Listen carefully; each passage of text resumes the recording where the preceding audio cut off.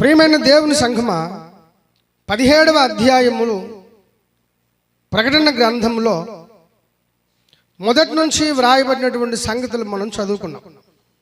మనందరము కూడా ఈ భూమి మీద దేవాది దేవుడు ఒక్కడై ఉండగా బహుమంది దేవుళ్ళు అనబడిన వారు, బహుమంది దేవతలు అనబడిన వారు బైబిలు దృక్కోణంలో నుంచి ఎలా వచ్చారు, అసలు ఈ బహుదేవతారాధన, కోట్ల మంది దేవుళ్ళు అనే కాన్సెప్ట్, ఈ భావన బైబిల్ గ్రంథంలో నుంచి ఎలా పుట్టిందో, లేదా అవన్నీ ఎలా పుట్టాయో బైబిల్ గ్రంథం ఏం చెబుతుందో వాటి పుట్టుకను గూర్చి అన్న విషయాలు మనం ధ్యానం చేసుకుంటూ వస్తున్నాం.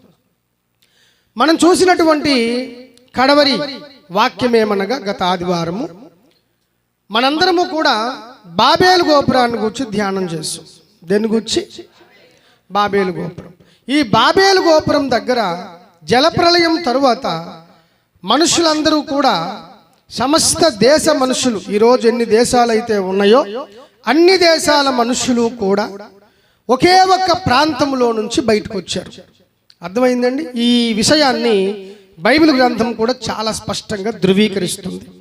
సమస్తమైన దేశముల మనుషులు, ఈరోజు ఎన్ని దేశాలు భూమి మీద ఉన్నాయో, ఐక్యరాజ్య సమితిలో సభ్యత్వం కలిగిన దేశాలు నేటికి సుమారుగా 193 దేశాలు ఉన్నాయి. అనధికారికంగా అయితే 200 వరకు దేశాలు ఉన్నాయి, యుఎన్వేలో ఇంకా సభ్యత్వం తీసుకొన లేనివి. అయితే ఈ దేశాలన్నీ కూడా ఒకప్పుడు ఒక్క చోటులోనే ఉండేవి. ఈ చరిత్ర గమనించండి. ఎన్ని చోట్ల ఉండేవి? అమెరికా ఇప్పుడున్న ప్రాంతంలో, ఇండియా ఇప్పుడున్న ఈ మట్టిగడ్డపై, అలాగే జపాన్ ఇప్పుడున్నటువంటి ఆ మట్టిగడ్డపై లేవు. అన్ని దేశాలు కలిపి ఒకే మట్టిగడ్డపై, మెడిటరేనియన్ లేదా మధ్యధరా సముద్ర తీరమున, ఇంకా చెప్పాలంటే మెసపటోమియా ఆ తీర భాగమున, ఆ ప్రాంతములో బాబేలు అనే కట్టబడినటువంటి నిమ్రోదు నాయకత్వంలో నిర్మించబడిన ఆ గోపురం దగ్గర సమస్త జనాలు, సమస్త మానవాళి అక్కడి నుంచే వారి వారి నాగరికతలు ఉద్భవింప చేసుకున్నారు. సకల నాగరికతలు అక్కడే పురుడు పోసుకున్నాయి. అక్కడంటే అక్కడ బాబేలు గోపురం చేరువ. సకల నాగరికతలు కూడా అక్కడే పురుడు పోసుకున్నాయి. ఈ విషయాలు మీకు తెలియడం కోసం మీరు ఏ గొప్ప చరిత్ర పుస్తకాన్ని అడిగినా, మానవాళి యొక్క లేదా మానవ జాతుల యొక్క మొట్టమొదటి the oldest and greatest civilisation in the whole world అని మీరు కొడితే ఖచ్చితంగా మీకు మొట్టమొదటిగా గూగుల్లో కనిపించేది, చరిత్ర పుస్తకాల్లో కనిపించేది, the greatest and oldest civilization is Mesopotamian civilization. Mesopotamia నాగరికత. ఏ నాగరికత? మెసపటోమియా నాగరికత. ఈ నాగరికతలో నుంచే సమస్త జీవజాతులు లేదా సమస్త మానవ జాతులు ఒకే ఒక్క ప్రాంతములో నుంచి ఇప్పుడున్న అనేక ప్రాంతాలలోనికి వలసలు కట్టుకుంటూ, జీవనాన్ని వెతుక్కుంటూ, నీటిని వెతుక్కుంటూ, బ్రతుకును వెతుక్కుంటూ అలాగూ వాళ్ళు ప్రయాణాలు చేసుకొని ఇప్పుడున్నటువంటి భూగోళ ప్రాంతమంతా నింపారన్నమాట. దేవుని స్తోత్రం కలుగునుగా. అది బైబిల్ చెప్తున్న అద్భుతమైనటువంటి దృఢత్వము కలిగిన, సాక్ష్యాలతో కలిగిన రుజువులు. ఒకసారి 87 కీర్తన తెరవండి ఒకసారి. ప్రతి జనము దానిలోనే జన్మించననియు, సర్వోన్నతుడైన వాడు తానే దానిని స్థిరపరిచననియు అది సియోనును గూర్చి చెప్పుకొందురు. దేవుని స్తోత్రం కలుగునుగా. ప్రతి జనము is equal to every nation అని అర్థం. ప్రతి నేషన్, ప్రతి జాతి, ప్రతి మానవ జనాంగము దానిలోనే పుట్టాయట. దేనిలో? సియోనులో. ఈ సియోను ప్రాంతం ఎక్కడుంది? ఇజ్రాయెల్ దేశంలో ఉంది. ఈ ఇజ్రాయెల్ దేశం ఎక్కడుంది? మధ్యధరా సముద్ర తీరంలో పురుడు పోసుకుంది. అర్థమైందండి? అక్కడి నుంచే ప్రతి జనము, ఈరోజున్న ప్రతి నేషన్, భారతదేశమే కానీ, చైనా దేశమే కానీ, జపాన్ దేశమే కానీ, ప్రక్కనున్న తైవాన్ దేశమే కానీ, ఇక ఉగాండా, ఇక అనేకమైన దేశాలన్నీ కూడా ఎక్కడ పురుడు పోసుకున్నాయి? మెసపటోమియా ప్రాంత పరివాహక ప్రాంతంలో అక్కడ పురుడు పోసుకున్నాయి. మానవ జాతి అంతా ఒకప్పుడు ఒక్క దగ్గరే ఉండేది. దీనినే మనం పోయిన వారం నుంచి చదువుకొస్తున్నాం. ఈరోజు భూలోకంలో ప్రజలందరూ ఒకే జనం. వీరికి కంప్లీట్గా సోర్స్ లేదా ఆరిజిన్ ఎక్కడయ్యా అంటే మూలవాసులు. ఎక్కడ మూలవాసులు అయ్యా అంటే అందరూ మెసపటోమియా ఏరియా మనుషులే. మెసపటోమియా ఏరియా మనుషులు. వీళ్ళని పట్టుకొని అంతటా ఒకటే భాష ఉండింది కాబట్టి నిమ్రోదు చెప్పాడు అన్నమాట, రండి మనందరము ప్రపంచమంతా చెదిరిపోకుండా, దేశమంతా చెదిరిపోకుండా ఒక్క దగ్గరే ఉండిపోయి ఆకాశమును కంటేటువంటి శిఖరము కలిగిన ఒక గోపురం కట్టుకుందాం, పట్టణం కట్టుకుందాం అని వారందరికీ కూడా పురమాయించాడు. ఈ నెఫిలీయుడు, పెద్ద నెఫిలీయుడు, గ్రేట్ నెఫిలియన్, దేవునికి స్తోత్రం కలుగునుగా. సో ఆనాడు అందరూ కూడా ఒక భాష ఉండింది కాబట్టి వీడు చెప్పిన మాట ప్రకారము అక్కడ గోపురం కట్టడము ప్రారంభించారు. అలా గోపురం కట్టడం ప్రారంభించిన తర్వాత దేవాది దేవుడు దానిని డిస్మాంటిల్ చేయటానికి భూలోకానికి దిగొచ్చి అక్కడ వారందరి భాషలు కూడా ఒకరికి ఒకరు ఆడుకుంటున్న భాష తెలియకుండానట్లుగా తారుమారు చేశాడు. సో ఆ తరువాత ఆ యొక్క తారుమారు ప్రాంతము పరిపూర్ణంగా నాశనమై దేవుడు అక్కడి నుంచి జనాలందరినీ కూడా వెళ్ళగొట్టేశాడు. అలా వెళ్ళగొట్టినప్పుడు ఏర్పాటు అయినటువంటి ప్రాంతాలే ఈరోజు మనకు కనిపిస్తున్నటువంటి అనేక దేశాలు ఆ విధంగా ఉనికిలోనికి వచ్చాయి. దేవునికి స్తోత్రం కలుగునుగాక. ఆ దేశాలు, భాషలు, జాతులు ఆ విధంగా ఉనికిలోనికి వచ్చాయి అన్నమాట. మరి మనిషి బ్రతకాలంటే నీరు కావాలి గనక అప్పుడు బాబేలు గోపురములో వెళ్ళగొట్టబడినటువంటి ఆ జీవజాతులే నీళ్ళని వెదుక్కుంటూ, నాగరికతను వెదుక్కుంటూ మెల్లగా నేడున్న ఈ దేశాలను స్థాపించుకున్నారు. అర్థమైందండి? దేవునికి స్తోత్రం కలుగునుగా. ఆ యొక్క పట్టణం పేరే బాబేలు. ఏం పట్టణం అది? బాబేలు అనినా, బబులోను అనినా, బాబిలోనియా అనినా ఒకటే. దేవునికి స్తోత్రం కలుగునుగా. మళ్ళీ చెప్తున్నాను, బాబేలు అనినా, బబులోన్ అనినా, బాబిలోనియా అనినా ఒకటే. అలాగే కల్దీయులు అనినా కూడా ఆ దేశమే. దేవునికి స్తోత్రం కలుగునుగా. బబులోను పట్టణము, ఆ పట్టణంలో మాట్లాడుకునే భాష పేరు కల్దీ భాష. అర్థమైందండి? సో ఆ కల్దీయులు బబులోనీయులు కల్దీయులే. సో ఈ పదాలు, ఈ టెర్మినాలజీ అంతా కూడా మనం బాగా అర్థం చేసుకోవాలి. ఎందుకంటే ఇది ప్రతిదీ మనం అర్థం చేసుకుని వెళ్తే సాతానుడు ఈ భూమి మీద దేవుని విషయములో కల్పించిన ఇంకా కల్పిస్తున్న గందరగోళం, సత్యాన్ని సగటు మనిషి గ్రహించకుండా, న్యాయాన్ని సగటు మనిషి గ్రహించకుండా, సకల మానవుల యొక్క కళ్ళు కప్పి, జ్ఞానమును కప్పి, అవివేకమును మరి అనేకమైనటువంటి సకల భావదారిద్ర్యాన్ని రప్పించుచున్నవాడు సాతానుడే గనక ఖచ్చితంగా ఈ విషయాన్ని మనం గ్రహించాలి. లేదంటే ఏమవుద్దంటే సత్యదేవుని విషయంలో మనందరం తప్పిపోయిన వాళ్ళు అయిపోతాము. ఒరిజినల్ దేవుణ్ణి గుర్తించలేము. వాస్తవానికి సాతాను యొక్క ప్లాన్ అదే. దేవునికి స్తోత్రం కలుగునుగా. కాబట్టి అలాంటి ఒక మతము నిమ్రోదు బాబేలు గోపురం దగ్గర స్థాపించాడు. అది అసలు పాయింట్. అలాంటి ఒక దౌర్భాగ్యపు మతము, రకరకాల దేవుళ్ళు ఉంటారు, రకరకాల దేవతలు ఉంటారు అని జనాలకు నమ్మబలికేటువంటి ఒక కుహనా వ్యవస్థ, ఒక కుహనా మత వ్యవస్థ గోపురము బాబేలు దగ్గర నిమ్రోదు స్థాపించాడు. దేవునికి స్తోత్రం కలుగునుగా. ఇప్పుడు ఒక విడ్డూరం చూడండి.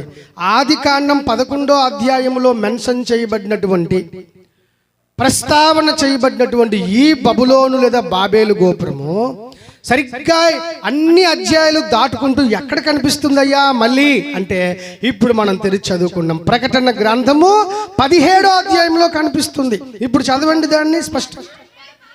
ఆ 7 పాత్రలను పట్టుకొని ఉన్న 7 దేవదూతలలో ఒకడు వచ్చి నాతో మాటలాడుచు ఈలాగు చెప్పాను, యోహాను నీవిక్కడికి రా, విస్తారమైన జలముల మీద కూర్చుండి ఉన్న ఒక మహా వేశ్యకు జరగబోయే తీర్పును నేను నీకు కనపరుస్తాను.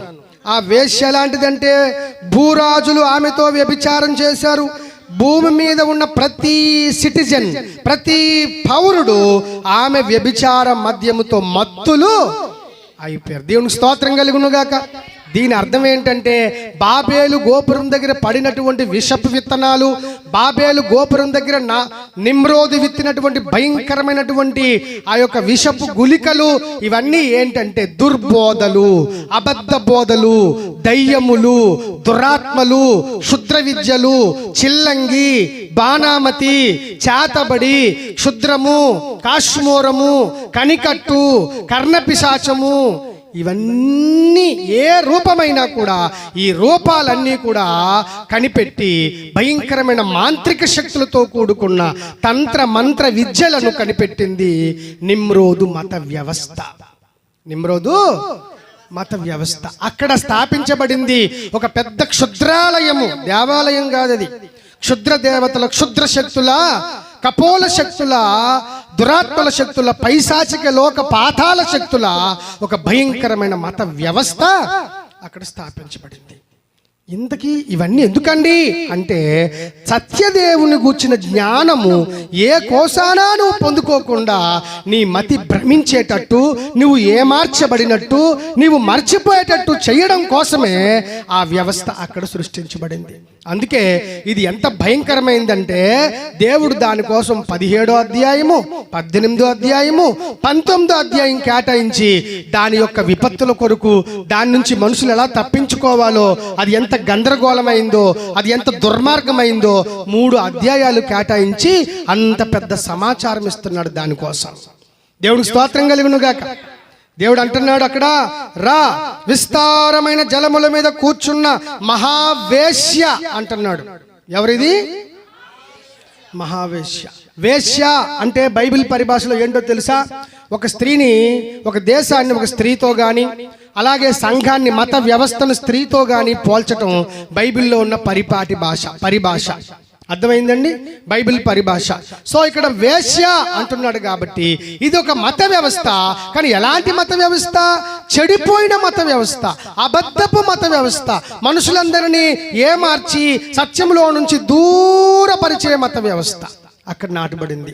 అలాంటి ఒక మత వ్యవస్థకు దేవుడు ఎప్పుడు తీర్పు తీరుస్తాడట అంటే భూలోకపు కడవరి కాలములో, అంటే రాబోతున్న కడవరి కాలంలో. రా యోహాను, ఇది నువ్వు చూడాలి, ఇది నువ్వు చూసి సంఘాలకు రాయాలి అన్నాడు. ఆయన నువ్వు చూస్తున్నది పుస్తకంలో వ్రాయమన్నాడు కదా యోహాన్తో. సో ఇది రాయమన్నాడు అంటే అందుకే చూడమన్నాడు. చూడు ఈ యొక్క భయంకరమైన మత వ్యవస్థ చూడు, ఆదిలో ఏం జరిగిందో చూడు, దేవునికి విరోధంగా ఎంత విరోధ మత వ్యవస్థ, కుహనా మత వ్యవస్థ స్థాపించబడిందో చూడు అని చెప్పి యోహానుకు అత్యంత స్పష్టంగా చూపించాడు దేవుడు. ఆ యోహాను చూసింది చూసినట్టుగా రాశాడనమాట. విస్తారమైన జలముల మీద కూర్చున్న మహావేశ్య. ఇంతగా విస్తారమైన జలములు అంటే ఏంటో మనం బాధపడకుండా దేవుడు అక్కడ చెప్తున్నాడు. 15వ వచనం చదవండి. మరియు ఆ దూత నాతో ఈలాగు చెప్పెను, ఆ వేశ్య కూర్చున్న చోట నీవు చూచిన జలములు ఉన్నాయే, ఆ జలములు ఎవరిని చూపిస్తున్నాయి? ప్రజలను చూపిస్తున్నాయి, జన సమూహములను, జనములను, ఆయా భాషలు మాట్లాడిన వారిని. దేవునికి స్తోత్రం కలుగును గాక. అంటే ఈ మత వ్యవస్థ ఏ దేశాన్ని వదలలేదు, ఏ రాష్ట్రాన్ని వదలలేదు. ప్రపంచంలో ప్రపంచ పౌరుల్ని, దేశ పౌరుల్ని, రాష్ట్ర పౌరుల్ని, గ్రామ పౌరుల్ని, చిన్న పిల్లోడి దగ్గర నుంచి తలనరిసిపోయిన వాడు వరకు ఎవ్వరికి వదలకుండా అందరికీ అబద్ధాలు బోధించుకుంటూనే వచ్చింది, వస్తూ ఉంది.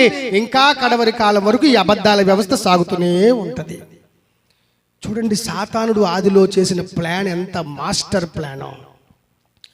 ఇది తెలియకపోతే ఒక మనిషి భక్తిగా ఎలా ప్రార్థన చేసుకుంటాడు, ఒక మనిషి నిష్టగా పరిశుద్ధుడా దేవా అని ఎలా పిలుస్తాడు, సత్యదైవమా నీ ఒక్కడవే దేవుడవయ్యా అని ఒక్క దేవుని యొక్క ఒక్క దేవత్వం ఎలా ఒప్పుకుంటాడు? ఒప్పుకోలేడు ఇవి తెలియకపోతే. ఈరోజు చాలా మంది ఒప్పుకుంటున్నారా? బాబు దేవుడిని నమ్ముకుంటా, ఊరుకోండి మీ నమ్మకం మీదే. ఎందుకు అలా దిగిపోయాడు మనిషి? ఈరోజు మనుషులు ఎందుకు ఇలా మారిపోయారు అంటే ఆనాడు బాబేలు గోపురం దగ్గర లూసిఫర్ గాడు ఈ యొక్క నిమ్రోదు ద్వారా, రకరకాల మనుషుల ద్వారా, దుష్ట దేవదూతల ద్వారా ఈ యొక్క కషాయాన్ని నూరిపోసి రంగరించి మానవుల మస్తిష్కాల్లోనికి చొప్పించి వారికి అరిగించేసాడు అనమాట ఏకంగా. అందుకే దేవుడు నమ్ముకోరంటే ఊరుకోండి, దేవుడే మన కష్టమే దేవుడండి, మనం పని చేస్తే దేవుడు అండి, మనం పని చేయకపోతే మీ దేవుడు కానీ మా దేవుడు కానీ పైనుంచి పడేస్తాడా ఏంటండి అని దైవాన్ని ప్రక్కదారికి పట్టి దైవానికి డబల్ మీనింగ్లు ఇచ్చేటువంటి నిర్వచనాలు వచ్చేలాగా ఈ దుస్థితి వచ్చింది అంటే దీనికి కారణం సాతానుడు. So many people in the world those are reading their Bible also doesn't know what is this. చాలా మంది బైబిల్ చదువుతున్న మనుషులు ఈరోజు ఇదేంటో ఇప్పటికీ కూడా తెలుసుకోలేని దుస్థితిలో ఉన్నారు. అందుకే బబులోను పట్టణానికి కట్ట కడలో చిట్ట చివరిలో దేవుడు మహా తీర్పు తీరుస్తాడు. మీకు ఇప్పుడు ఇదే టైంలో ఒక డౌట్ రావచ్చు, ఏమండి బబులోను పట్టణము అప్పుడే ఉన్న కల్దీలతోనే సామ్రాజ్యం అంతమైపోయింది కదా, ఇప్పుడు బబులోను పట్టణం లేదు కదా, మరి దాన్ని మళ్ళీ దేవుడు తీర్పు తెచ్చడం ఏంటి అంటే అక్కడే చాలా మంది తెలుసుకోలేకపోతున్నారు. మహాబబులోను పట్టణాన్ని మరలా భూమి మీద కొన్ని దురాత్మ శక్తులన్నీ కూడా ప్రేరేపించడం ద్వారా ఆయా ప్రాంత ప్రజలందరూ మరలా రివైవ్ అవుతారు. మళ్ళీ వారు పునరుద్ధరించబడి బబులోను పట్టణాన్ని తిరిగి కడతారు అని బైబిల్ చాలా స్పష్టంగా సెలవిస్తుంది. దేవుని స్తోత్రం కలుగునుగాక. ఇంతకీ బబులోను పట్టణం ఎందుకు ఉండాలి, ఆ పట్టణాన్ని సాతానుడు ఎందుకు ఆధారం చేసుకున్నాడు అంటే మీకు బాగా తెలుసా, దేవాది దేవుడు చేస్తున్న ప్రతి ఒరిజినల్కి లూసిఫర్ గాడు ఒక డూప్లికేట్ చేస్తూనే ఉంటాడనమాట. అర్థమైందా?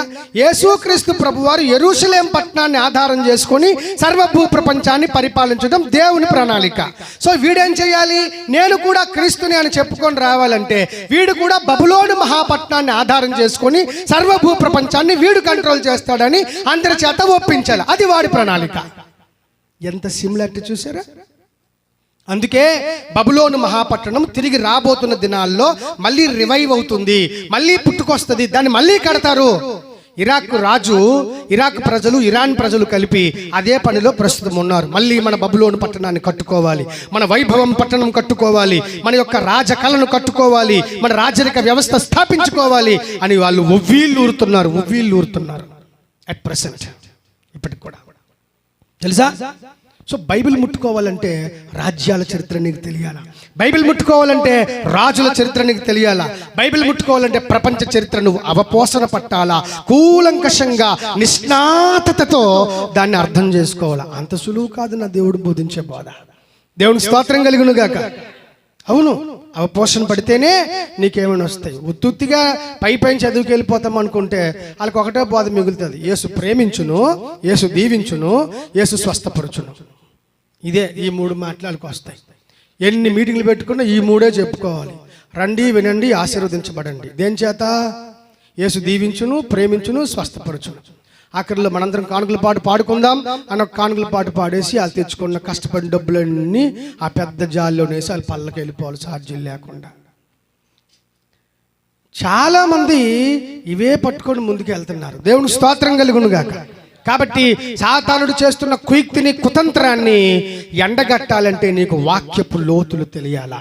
సాతానుడు కల్పించిన అనేక ప్రకల్పితాలు, అనేకమైనటువంటి కట్టు కథలు, అల్లిక కథలు, ఆ యొక్క కుతంత్రాలు అన్ని ఎరిగి ఉండాలి. అందుకే ఇదిగో సాతాను కుతంత్రములను మీరు ఎరుగని వారి వలె ఉండుట నాకు ఇష్టం లేదన్నాడు దేవుడు పౌలు ద్వారా.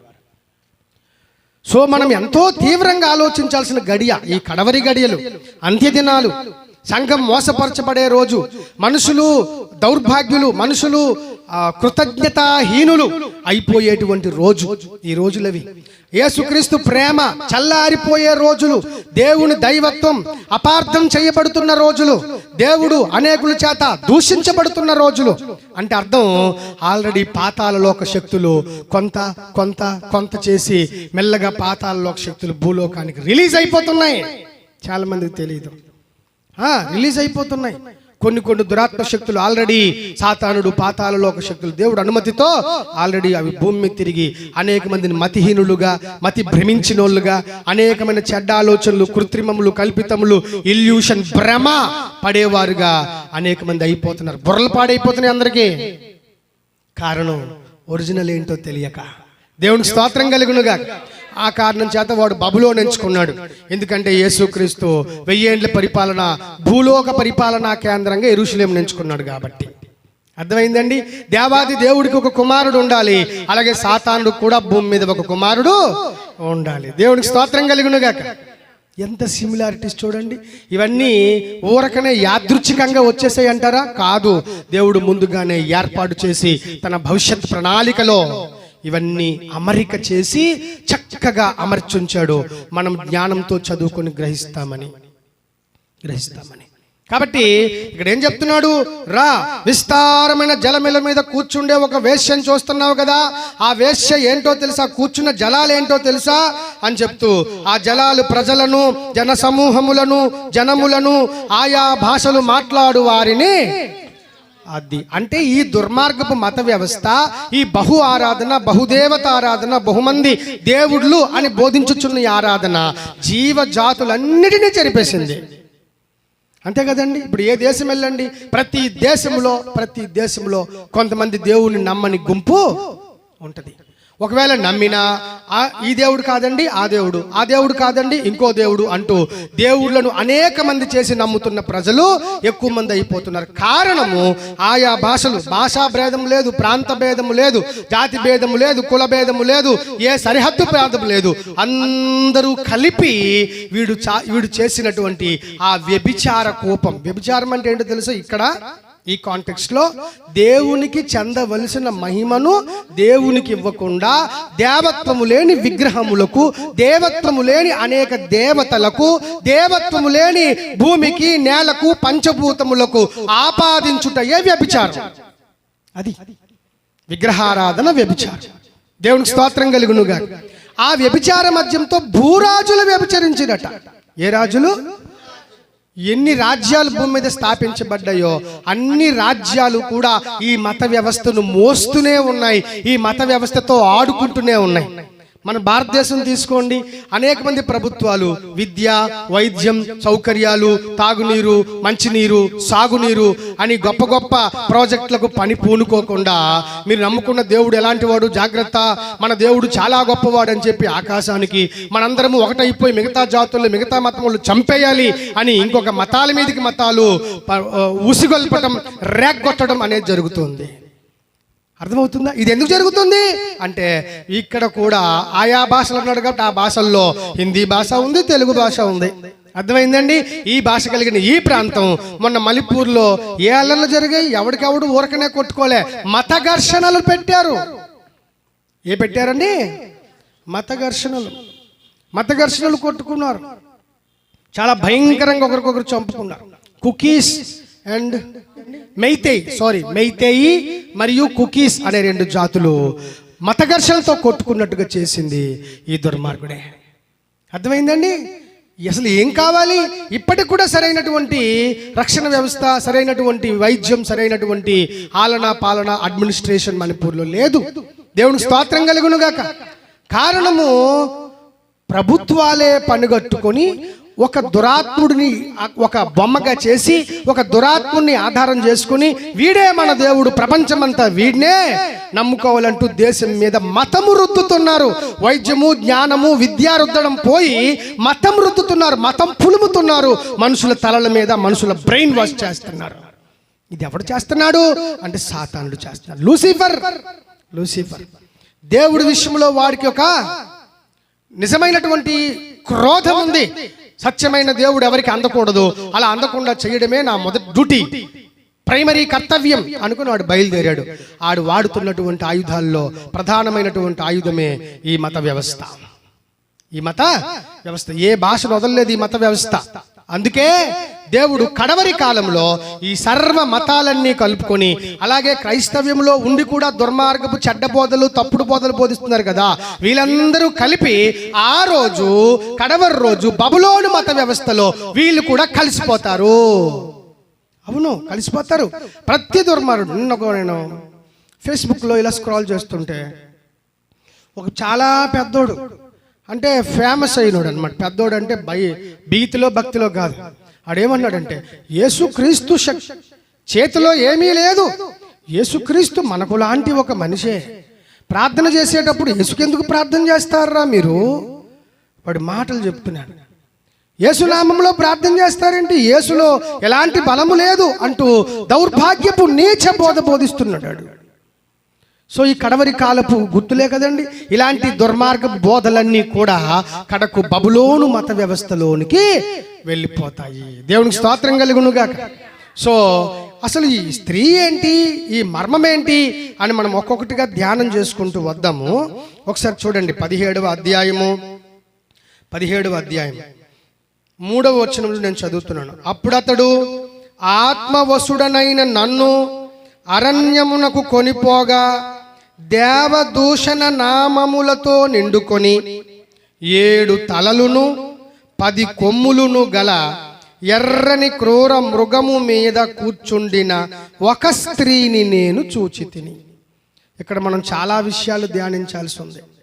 7 తలలు అంట, 10 కొమ్ములంట, ఎర్రని క్రూర మృగము. ఆ క్రూర మృగం మీద కూర్చున్న ఒక స్త్రీ.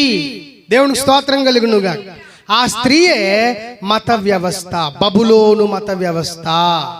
కడవరి కాలములో ఈ ప్రపంచమంతటిలో కూడా అత్యధిక ప్రాచుర్యం పొందబోతున్న ఒక మత వ్యవస్థది. అత్యధిక ప్రాచుర్యం పొందబోతున్న ఒక భయంకరమైనటువంటి మత వ్యవస్థ.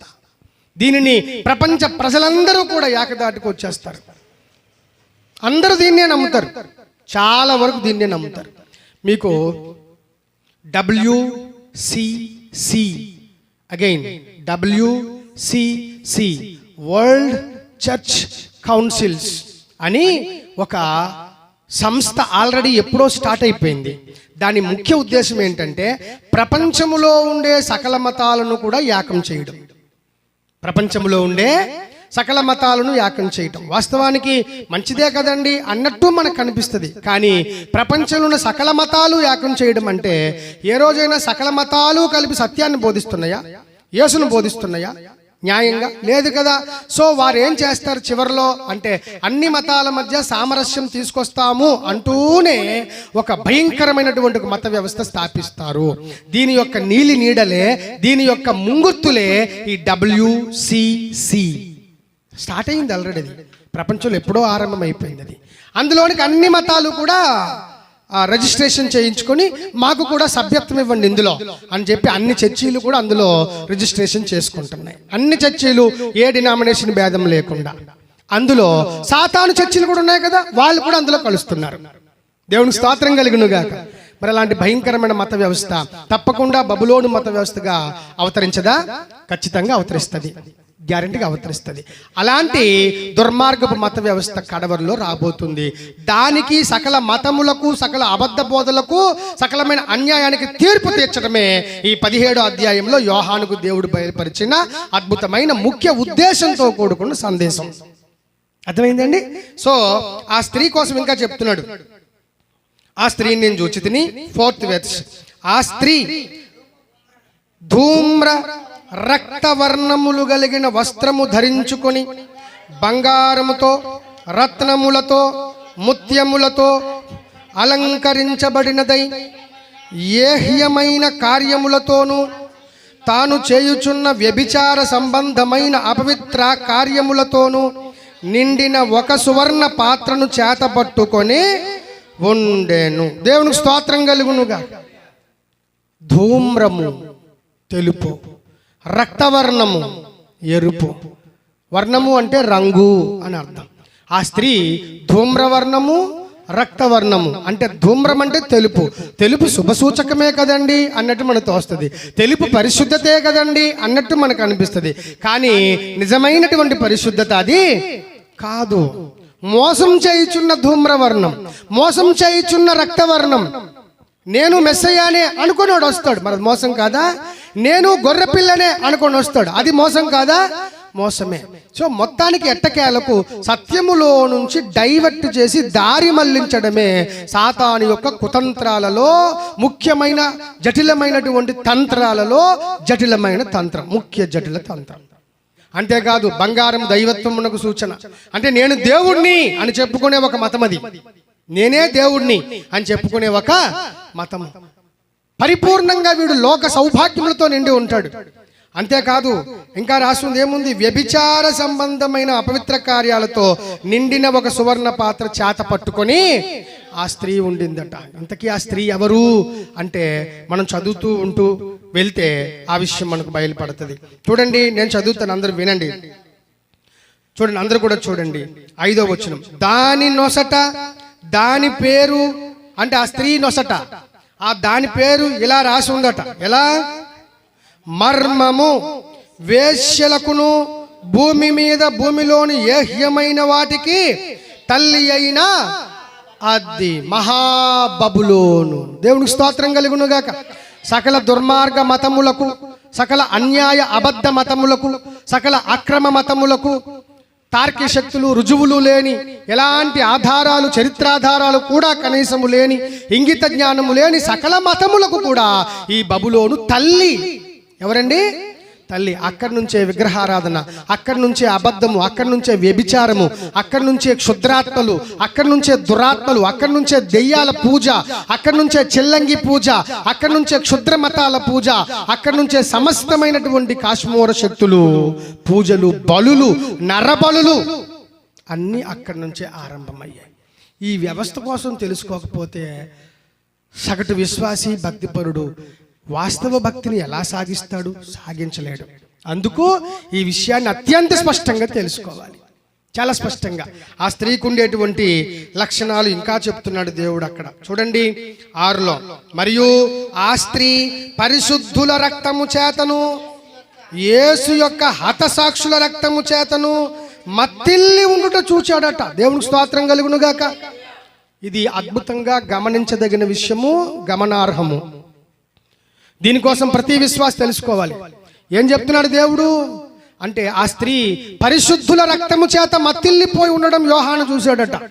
దీని అర్థం ఏంటి అంటే, ఆది శతాబ్దంలో సంఘము స్థాపించబడిన నాడు, అలాగే బబులోను స్థాపించబడినప్పుడు అప్పటి నుండి చూసుకున్న కల్దీల ప్రపంచం, బబులోను సామ్రాజ్యమైన, గ్రీకు సామ్రాజ్యమైన, మిడో పర్షియన్ సామ్రాజ్యమైన, ఆ తరువాత వచ్చినటువంటి రోమన్ సామ్రాజ్యమైన, ఆ తరువాత ఇంకా రాబోయేటువంటి 10 రాజుల యొక్క సామ్రాజ్యమైన కూడా, అన్ని సామ్రాజ్యాలలో దేవుని పిల్లలు బాధ పెట్టి, దేవుని పిల్లలు చంపించి, వారి యొక్క రక్తములు నేల ఒలికించిన మహా పెద్ద దౌర్భాగ్యమైన, దారుణమైన మతం ఈ బబులోను మతం.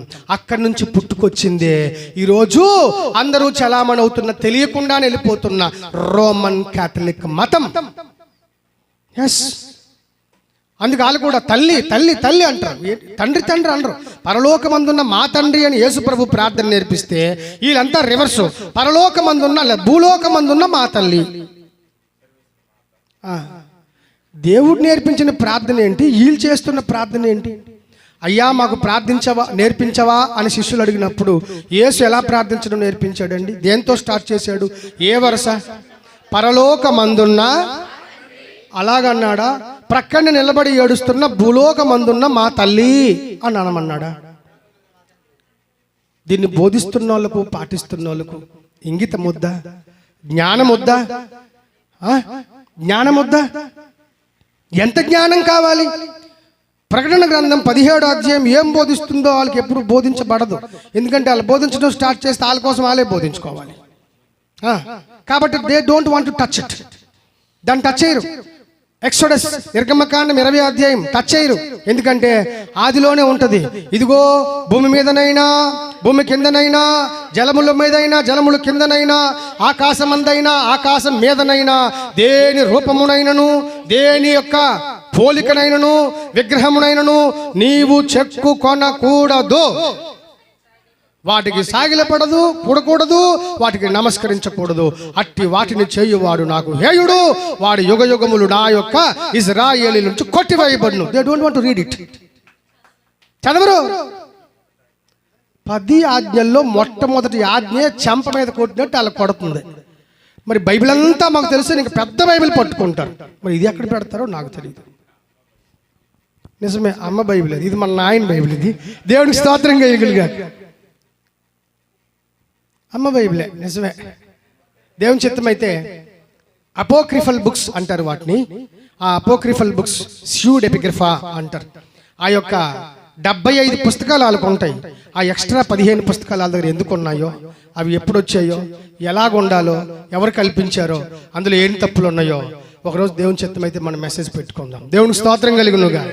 ఆ 15 పుస్తకాలు ఎందుకు వచ్చాయో, వాళ్ళకి ఎక్కువ బైబిల్ ఎందుకో, మనకు 66 పుస్తకాలు మనకెందుకో, దీన్ని ఎవడు పాటించమన్నాడో, దాన్ని ఎవడు పాటించమన్నాడో చూద్దాం. వీలైతే వచ్చే క్లాసుల్లో చూద్దాం. దేవునికి స్తోత్రం కలుగునుగాక. రండి, బ్యాక్ టు ద స్క్రిప్చర్, వాక్యానికి వచ్చేయండి. సో ఇక్కడ ఏం చెప్తున్నాడు దేవుడు అంటే, పరిశుద్ధుల రక్తము చేత మత్తిల్లిపోయిందట ఆ స్త్రీ. అంటే ఆ మతము పరిశుద్ధులను అనేక మందిని చంపించింది. భక్త పౌలును చంపించింది ఈ మతమే, భక్త పేతురును చంపించింది ఈ మతమే, ఆంద్రేయ, థోమస్, ఇండియాకు వచ్చిన థోమస్ను చంపించింది ఈ మతమే. అనేక మంది వేల వేల వేల పరిశుద్ధులను చంపి పొట్టన పెట్టుకున్నటువంటిది ఈ మతమే. అందుకే పరిశుద్ధుల రక్తము చేత మత్తిల్లి ఉండేటువంటి ఒక స్త్రీని నేను చూశాను యోహాన్ చెప్తున్నాడు. ఇవన్నీ ఎందుకు చూపిస్తున్నాడు? పని లేక అండి. ఇవన్నీ సంఘమునకు అవసరము.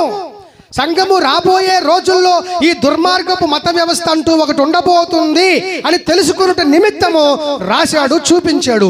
సంఘమాయి నువ్వు తెలుసుకోవద్దా? మరి ఇవన్నీ నీకు వద్దా? మనసును పట్టవా? పట్టించుకోవా?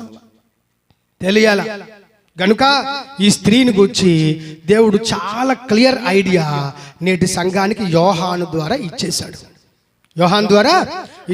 తర్వాత ఏంటి? నేను దాన్ని చూసి, ఈ మాట వినండి, బహుగా ఆశ్చర్యపడగా.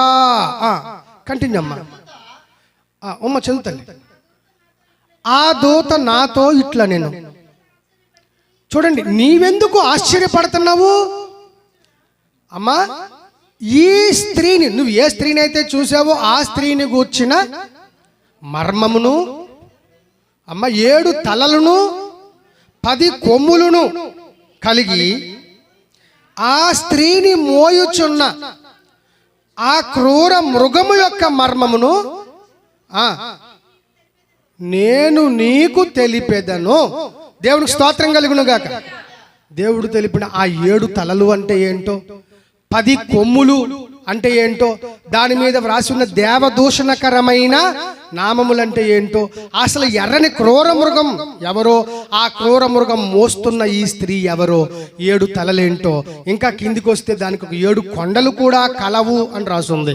ఆ 7 కొండలు అంటే ఏంటో కాలక్రమేణా మనం ఖచ్చితంగా నేర్చుకుందాం. దేవునికి స్తోత్రం కలుగునుగాక. ఖచ్చితంగా నేర్చుకుందాం. అర్థమైందండి? దేవుడు అంటున్నాడు, ఇదిగో దాని పేరు మర్మము అని పిలిచాడు 5వ వచనంలో. దాని పేరేంటట? మర్మం. అందులో ఏ మర్మము నిజంగానే లేకపోతే దాని పేరే ఒక మర్మం. The mysterious women, the mystery. ఆ ఉమెన్ పేరే, ఆ స్త్రీ పేరే ద మిస్టరీ, మర్మం. అదే ఒక మర్మం. ఎందుకు మర్మము అంటే, ఆ మర్మం మీకు విప్పి చెప్పేశాను. ఆ మర్మం ఏంటో, ఈ మర్మ పురుషుడు వీడు సరిగ్గా మానవ క్రోమోజోమ్స్కి పుట్టినవాడు, మానవ జన్యు పదార్థములకు పుట్టినవాడు కాడు. మానవ జన్యు పదార్థాలకే పుడితే వీడు మర్మముగా పిలువబడాల్సిన అవసరత లేదు. ఈ మర్మ పురుషుడిని సంఘం బోధించాలా, దాసుడు బోధించాలి. ఈ మర్మం అంటున్నాడు. ఎవరి మర్మం? బైబిల్లో అద్భుతంగా ఇంకొక చోట 2 మర్మాలు ఉంటాయి. దైవ భక్తిని గూర్చిన మర్మమేదనగా అంటూ తిమోతి పత్రికలో కనిపిస్తుంది. అదే దానిని అనుసరించుకొని ఇదిగో మర్మము అని పిలువబడుతున్నటువంటి, ఇదిగో పాప పురుషుడు మరియు నాశన పాత్రుడు, ధర్మ విరోధ సంబంధమైన మర్మము అని మనకు తెస్సలోనిక పత్రికలో ఇంకొక మర్మం కనిపిస్తుంది.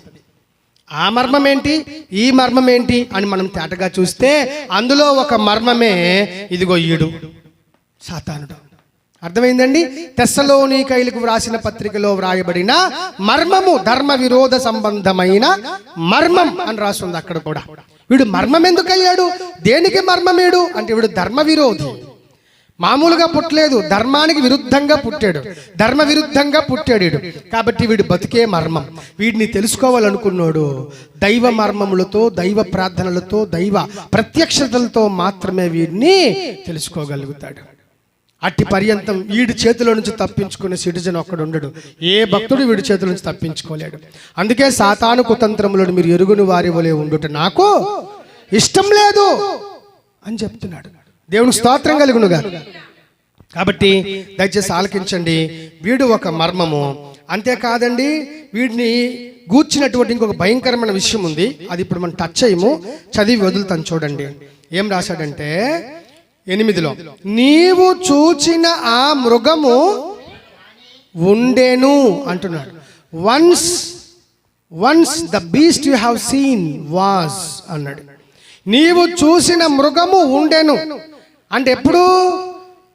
యోహాను ఈ గ్రంథము రాయిచున్న కాలము నాటికి వాడు లేడు. యోహాను కాలం కంటే ముందు వాడు ఉన్నాడు, ఒకప్పుడు ఉండేవాడు. అదేంటో ఆ కాలపరిధి ఏంటో ఖచ్చితంగా రానున్న తరగతుల్లో గ్యారంటీ చెప్తాను, మొత్తం విప్పి మీకు అర్థం చేపిస్తాను. దేవుని స్తోత్రం కలుగునుగా.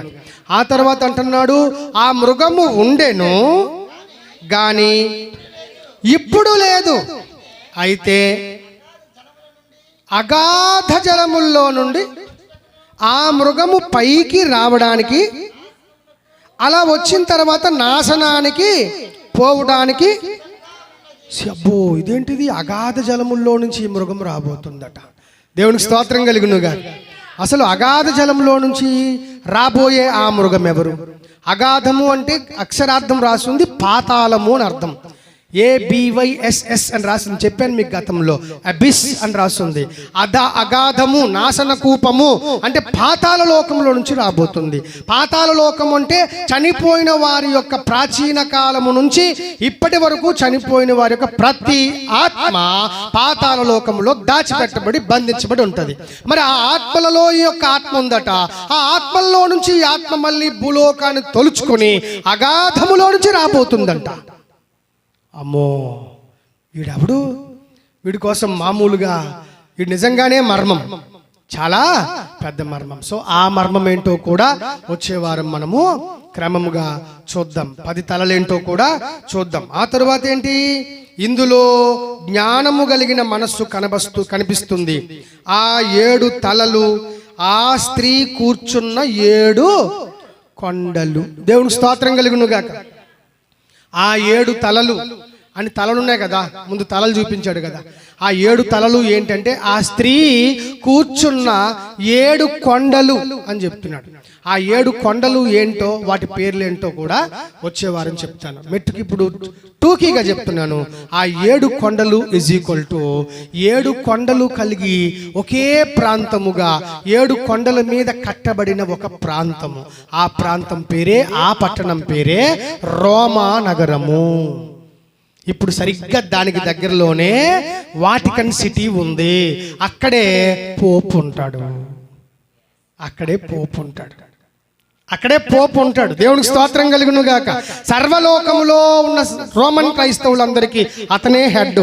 అతను ఏం చెప్తే ఇది అందరూ కూడా అది పాటించాల్సిందే. తప్ప ఒప్ప, నిజం చెప్పాడా, బైబిల్ అలా చెప్తుందా, అతనే చెప్పుకున్నాడా, అవేం చూడకూడదు. పోపు సర్వాధికారి వాళ్ళకు. పోపు ఎవరండి? ఎక్కడుంది బైబిల్లో పోపు సర్వాధికారి ఉందా? సంఘమునకు శిరస్సు ఎవరండి? క్రీస్తు. కానీ ఆర్సిఎం సంఘానికి శిరస్సు ఎవరో తెలుసా? పోపు. ఎంత భయంకరమైన దేవదోషణో. ఇది చదవని వాళ్ళకి ఏది తెలియదు. అమ్మ తల్లి అండి అని చెప్పి పాపం తల్లి అనుకోనే వీళ్ళు మొత్తం పిల్లలుగా మారిపోతారు. అక్కడ తల్లి అనుకోనే పసి పిల్లలుగా మారిపోతారు. పిల్లలు అంటే ఏడు తెలియని వాళ్ళని అర్థం, ఏడు తెంగర వాళ్ళకి మారిపోతారు. అంతే, ఏం తెలియదు అక్కడికి. దేవుని స్తోత్రం కలుగునుగాక. ఆ 7 కొండల వ్యవహారం, ఆ 7 కొండలు కట్టబడి రోమ్ నగరం స్థాపించబడిన విధానం, ఇదొక 2 రోజుల చరిత్ర. అర్థమైందా? ఆ 7 కొండలు ఏంటో మీకు ఖచ్చితంగా చెప్తాను. అర్థమైందండి? 7 తలలు, ఆ స్త్రీ కూర్చున్న 7 కొండలు అని చెప్పాడు. అంతేకాకుండా ఆ యొక్క మరియు 7 రాజులు కలరు అని ఉంది. ఆ 7 రాజులు ఎవరో, ఆ రాజులకి ఈ యొక్క స్త్రీకి ఏంటి సంబంధమో కూడా చెప్తాను. ఇవన్నీ మర్మాలండి.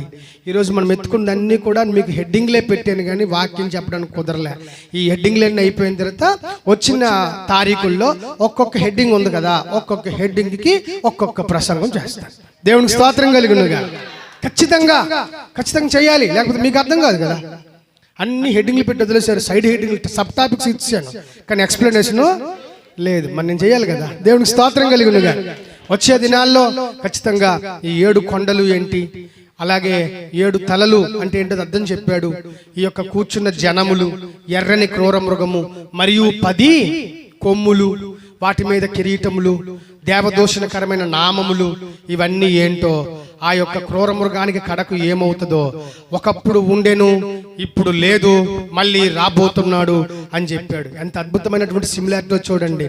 ఇదిగో నేను ఉన్నవాడను, ఒకప్పుడు మృతుడైతిని, ఇదిగో సజీవుడుగా ఉన్నాను, నేను మళ్ళీ రాబోతున్నాను.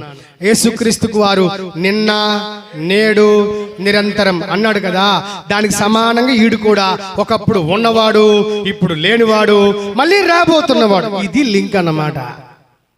దేవునికి స్తోత్రం కలుగునుగా. బోల్డ్ లింకులు ఉన్నాయి. ఏ లింక్ కా లింక్ గట్టిగా పట్టుకోకపోతే చైన్ అంతా తెగిపోద్ది. మనకి ఏం అర్థం కాదు. ఇంకా అర్థమైందా? మనకేం అర్థం కాదు. ఇది చాలా జాగ్రత్తగా అదకాలి. ఎక్కడ చిన్న లింక్ ఉందో చూసుకుని ఆ లింక్ పట్టుకుంటూ వెళ్ళాలి ముందుకి. అప్పుడు ఫుల్ మెసేజ్ ప్రభు మనకి ఇందులో నుంచి ఇస్తాడండి. అర్థమైందా? వీడు చేస్తున్నవన్నీ జిరాక్స్ కాపీలే. అర్థమైందా? చేస్తున్నవంతా జిరాక్స్ కాపీలే, టోటల్ జిరాక్స్ కాపీ. ఎందుకు అంటే వాడు క్రూర మృగం కదా, అగాధములో నుంచి వాడు ఎందుకు రావాలి? చచ్చిపోయిన వాడు అంటే యేసుక్రీస్తు కూడా భూలోకమును చించుకొని, భూమిని చించుకొని అగాధములో నుంచి బయటకు వచ్చాడు. సో దేవుడు అనబడుతున్న వీడు కూడా భూలోకమును చింపుకొని అగాధములో నుంచి బయటకు రావాలి. See how much wonderful similarities are there. ఈ సిమిలారిటీ సారూప్యతలు ఎప్పుడైనా ధ్యానం చేశారా? మనసును పెట్టారా? పెట్టాలి. సేవకులు పెట్టాలి, విశ్వాసులు పెట్టాలి. ఇవి తెలియకపోతే ఎత్తబడే విషయంలో మనం వెనకబాటు అయిపోతాము. మనం ఎత్తబడలేమండి. ఈ మర్మం తెలియాలి. వీడి పేరే మర్మం అండి. కొందరైతే అమ్మో ఇదే మర్మం, ఇది ముట్టుకోవద్దు పుస్తకాన్ని అని చెప్పి ప్రకటన గ్రంథాన్ని వీధిలో నుంచి వెలేసినట్టు వెలేసేస్తారు కొంతమంది పాస్టర్లు. అమ్మో దీన్ని చదవకూడదు, నాకు రాదు అని ఒప్పుకోవడానికి నామోసిపడి, నాకు అసమర్థుడని చెప్పడం చేత కాక అమ్మో ఆ పుస్తకం ముట్టుకోకూడదు, చాలా పవిత్రమైంది కాబట్టి ముట్టుకోవాలి. ఎందుకంటే మనం పవిత్రులం అవ్వాలనే కదా ప్రయత్నం చేస్తాం. దేవునికి స్తోత్రం కలిగినగా గనుక ఆ బాధ దేవుని దగ్గర మనకు లేదు. ఆది కాండం నుంచి ప్రకటన గ్రంథం వరకు ఏ పదం పట్టుకొని వెళ్ళి చెప్పండి అన్న ఐఎమ్ రెడీ. ఖచ్చితంగా చెప్పడానికి నేను సిద్ధమే. దేవునికి స్తోత్రం కలిగినగా. ఖచ్చితంగా ఏ పదం, ఏ భావం, ఏ సిద్ధాంతమైనా దానిని నేర్చుకుని ఖచ్చితంగా మీ ముందు ప్రత్యక్షపరచడానికి, ఉంచడానికి ప్రభు నన్ను బలపరిచాడు. ఖచ్చితంగా అవి రాబోతున్న రోజుల్లో మీ ముందు పెడతాను. అర్థమైందా? ఈ హెడ్డింగ్లన్నీ గుర్తుంచుకోండి. ఈ వీడియో పదే పదే చూడండి. ఏ హెడ్డింగ్లు ఇచ్చినా మీకు అర్థమవుద్ది. ప్రతి హెడ్డింగ్కి 2 రోజులు మెసేజ్ ఉంటుంది. దేవుని స్తోత్రం కలిగినగా. ఆ గొప్ప కృప రానున్న రోజుల్లో మనం పొందుకుందాం. ఇప్పటికీ ఈ మాటలు ముగిద్దాం. దేవుడి ఈ మాటలు దీవించునుగాక. ఆమేన్.